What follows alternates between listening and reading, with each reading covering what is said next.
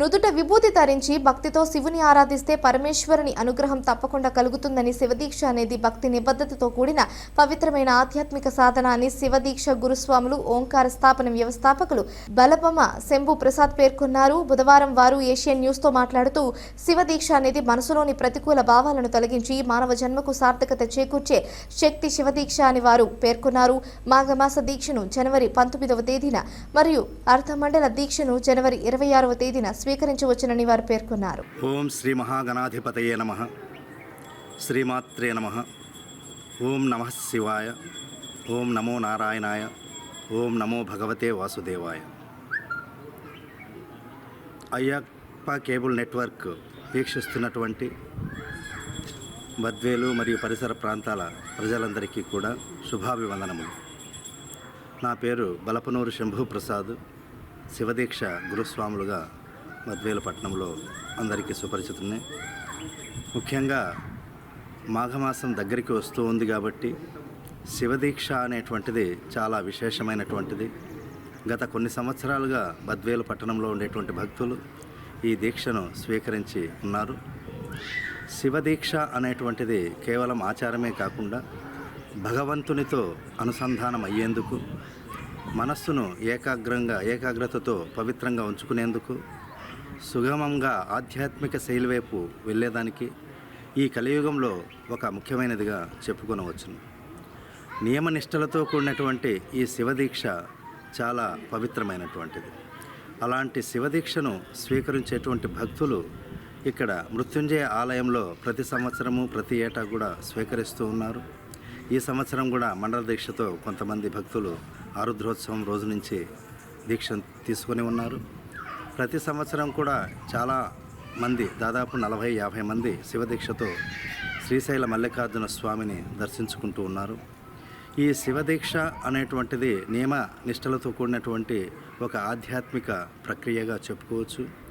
దీని ద్వారా పరమశివుడు మోక్షాన్ని ప్రసాదించడమే కాకుండా ఆరోగ్యాన్ని, ఐశ్వర్యాన్ని, అలాగే అన్ని రకాల శుభాలను కలిగించేటువంటి పరమేశ్వరుడు మంగళకరుడు కాబట్టి ఆయన ఆశీస్సులు మన యందు ఎల్లవెల్లా ఉంటాయి.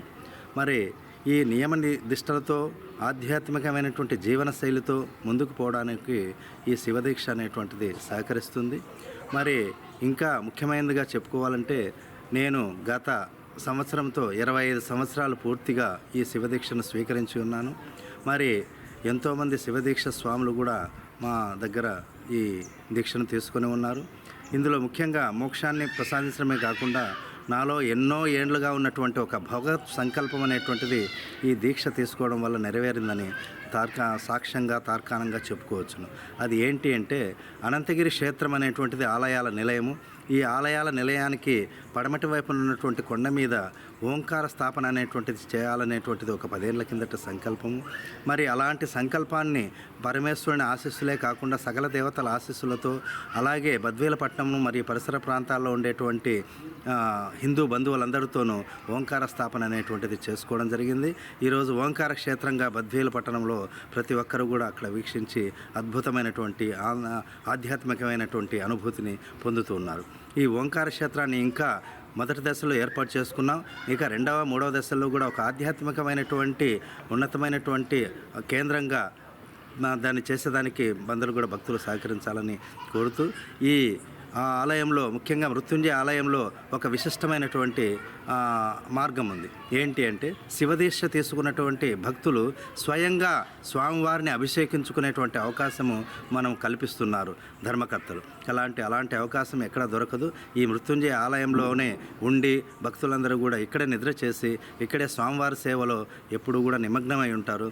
మరి పరమశివుడు భోలాశంకరుడు కాబట్టి ఆ భోలాశంకరుడు అనుకున్న వెంటనే భక్తితో సమర్పించినటువంటి పత్రమైన, పుష్పమైన, బిలవదలమైన ఒక గ్లాసు నీళ్ళైనా ఆయన మీద పోస్తే ఆయన సంతృప్తి చెందేటువంటి మహానుభావుడు. అలాంటి లయకారకుడైనటువంటి శివదీక్షను ఇంకా కొంతమంది భక్తులు తీసుకోవాలని చెప్పి ఈ అయ్యప్ప స్వామి కేబుల్ నెట్వర్క్ ద్వారా ప్రతి ఒక్కరికి కూడా తెలియజేస్తున్నాను.